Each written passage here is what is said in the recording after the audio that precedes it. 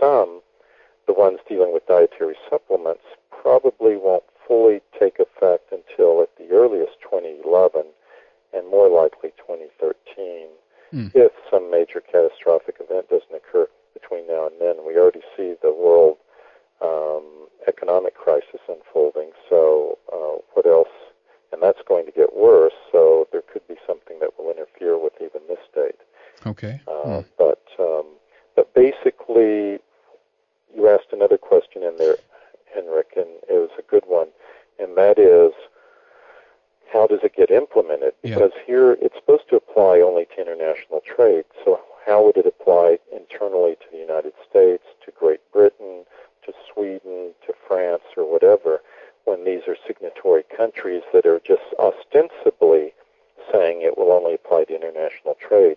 Well, the way it does is that there's so many interlocking treaties that have been signed and agreements, executive agreements and legislative agreements and the like, even handshake-type agreements that have been signed amongst the various countries. There's the sanitary and phytosanitary agreement. There's technical barriers to trade agreement. For North America, there's the North America Free Trade Agreement. For the European Union, there's just the European Union itself. There's the Central American Free Trade Agreement. You name it, there are just a bundle of these things out there that are interlocking like fingers interlacing amongst each other that just tie us in both domestically and internationally towards implementation of this. In fact, even in the Codex Alimentarius Commission's strategic plan that they most recently put out, they mention no fewer than 5 or 6 times within it that these standards and guidelines are to be implemented internationally and domestically. So what they're trying to do is get international standards that are created by these unelected, unaccountable bureaucrats who don't represent you or me, and I'll explain that more in a minute. Yeah. And then they will be implemented domestically to suppress health freedom within those signatory countries. So there's no kind of referendum or voting going on here? No, it's not even like the European Union Treaty, the Treaty of Nice or Lisbon. Yeah. Nothing like that. It's all being done. And you would actually, and this was, I appreciate your having asked this before, you wanted me to kind of paint a picture of these meetings. Yes. Maybe now is the right time to do that. Absolutely. You go to these meetings, and each committee is, as I mentioned, is hosted by a particular country. And let's take Germany because it's the one we're most interested in at NHF. You go to the German meeting, and it lasts for a week. It's announced well in advance, so you can make travel plans and arrangements and the like well in advance. You go to the meeting. It typically starts on a Monday, but there are working groups that meet informally or formally beforehand, and these are like subcommittees, but they're called working groups. They're either electronic working groups, EWGs, or they're physical working groups, PWGs, and that meet face-to-face. In most cases, they're both. And these usually meet on the Saturday preceding and Sunday preceding the start of the meeting on Monday. And we typically try to go to those because increasingly the power is devolving down to the working groups. In the same way that the commission just rubber stamps what the committee does, now you find frequently the committee's just rubber stamping what the electronic or the physical working groups are doing without much further discussion. And so it's very important to go to these working group meetings now.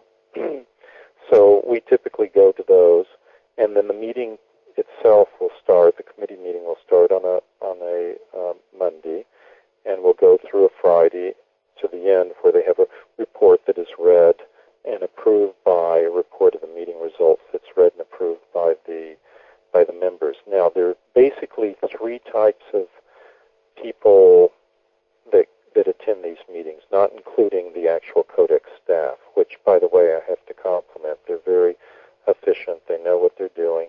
Okay. They've been at this for years, and they're, for the most part, from what I've seen and the way they've treated us, they're very impartial. I can only commend them. Is this also an international group, so sorry? to speak, or is this also people from many different countries, or to represent this kind of international? Well, typically, it's the FAO people with some WHO people thrown in. FAO pays most of the bills, so they provide most of the people, and the FAO staff is quite competent. They know what they're doing. They've been doing this for years, and they've been very, very fair to us. Where, for the most part, there were a couple of instances some years ago, but I haven't seen any sign of that since. And then the host country will provide the actual chairman or chairwoman, and that person, man or woman, can or may not be fair depending on the country. We found, for instance, Dr. Ann McKenzie, the chairwoman for the Codex Committee of Food Labeling, a Canadian, at the Ottawa meetings, to be quite fair and actually quite inclined our way.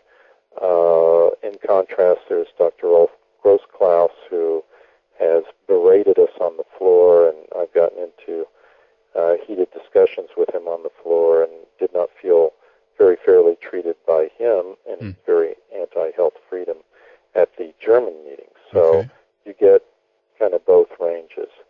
And in any event, so you go to these meetings, and alphabetically seated at the top, at the front is a podium. Just picture a podium in a big hall, and then there's some space between that. There are lots of screens, computer screens, for the people at the podium to look at, and then to see what's going on, like who has the camera trained on them and who will be speaking next, because there will be a list. When you punch your button to speak, it shows up on these computer screens in order, and they will take the countries first, and the countries are arrayed behind tables in front of the podium alphabetically from Albania and Afghanistan to Zimbabwe. Right. Sweden's in there, United States is in there, the Great Britain is in there, but mostly the European countries do not speak out, except through the EC representative, the European Commission representative. Only rarely will the countries speak out. Usually that's the United Kingdom, France, sometimes Germany, and rarely any others. Now, Norway will speak out, of course, not being a member of the EU. Right. It will speak out independently, but you'll almost never hear a word out of Sweden. You'll almost never hear a word out of Ireland, the Netherlands, or any of that, unless they have the presidency of the European Union, in which case they might provide the person who is the EC representative. So you have these countries first, and they get priority in speaking. And then behind them are the INGOs, the International Non-Governmental Organizations, also arranged alphabetically. And the National Health Federation usually is near the back of that, just because of our alphabetic listing of our names, since most of these organizations start with their names start with association or international. Most of them come in front of us, but it doesn't matter, because we often have a really good seat anyway, unless they try to sabotage us somehow and seat us behind a pillar, like the Germans did 2 years ago, Really? a year and a half ago. Yeah, they actually had it where I was looking at a mirrored pillar I'd just seen myself. Fortunately, I caught this during a working group meeting, so I was able to make them force them actually to make a change before the Monday meeting opened. Yeah, right. And we were not even arranged alphabetically. They had deliberately done it. It was so obvious, because we're probably the most vocal INGO at these meetings on the issues that concern us. Typically at a meeting, I will speak out at the meeting on whatever topic we're interested in more than all the other INGOs combined. Really? That is not unusual. And often I will speak out in such a way that is very atypical as well. I've had people come up to us and say, "You're a funny group. You talk differently than the others." And I usually say, "Oh, well, that's because we don't say the usual bureaucratic bullshit." There you go. Other people say.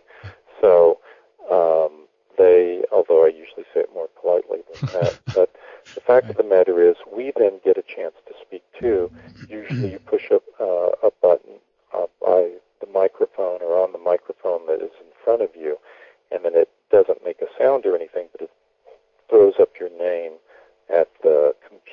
screen, and then the chairman will eventually recognize you after the countries have all spoken. There have been times where the German chairman refused to recognize us to speak, and I had to confront him about it, and then he started recognizing us again.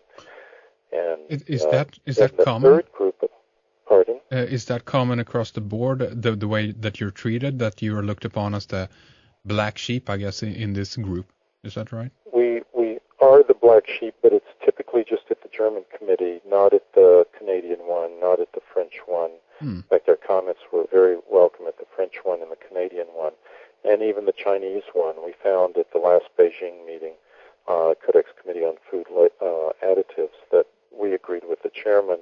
Chairman agreed with us, and we were virtually alone. For example, on aluminum food contaminants, the people there wanted aluminum as a food additive, and both the chairman and we, that is the NHF, viewed aluminum in food as a contaminant. Yeah. And the chairman agreed with us and said yes. In fact, in past years it was considered to be a contaminant. Here we are looking to still include it as a food additive.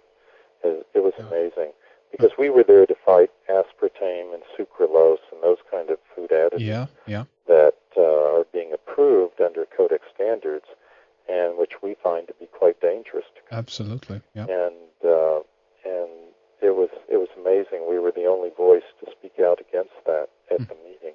And then on the aluminum-containing food, they typically will add aluminum to like baking products, those sort of things. So they wanted certain trade industries and countries wanted that in. And like I said, the chairman and NHF were the only ones to speak out against that. Really interesting. And would you say that generally people are they informed, or if we're talking about the other those who are representative of the nations and so forth and some of the other NGOs, or are they just generally more quiet and just help the process along and, as you say, rubber stamp and approve stuff? Or do they even try to ask, is it really good? Is there a debate going on in that sense, like where you might come with some kind of information that demonstrates why this should not be implemented? Is that how it works? Well, those are all excellent questions, Henrik. Basically, the one thing I need to emphasize are the countries are represented by their bureaucrats, food bureaucrats, basically. So, for example, in the United States, we are not elected by someone who has our viewpoint. We're represented. Americans are represented by a Food and Drug Administration bureaucrat who has widely disparate, separate views from us on a whole range of issues. They have control viewpoints, not freedom viewpoints. So they want to think about passing more rules and regulations and controlling our activities more, as opposed to what, say, you or I might be interested in, that is the freedom to choose.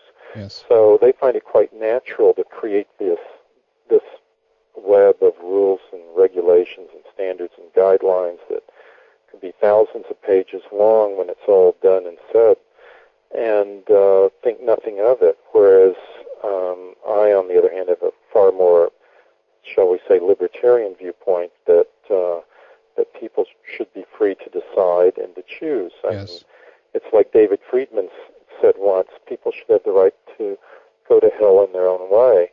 And this includes the right to make mistakes. Absolutely. And these kind of bureaucrats want to control us to such an extent that we can't even make the right decisions, let alone the wrong decisions.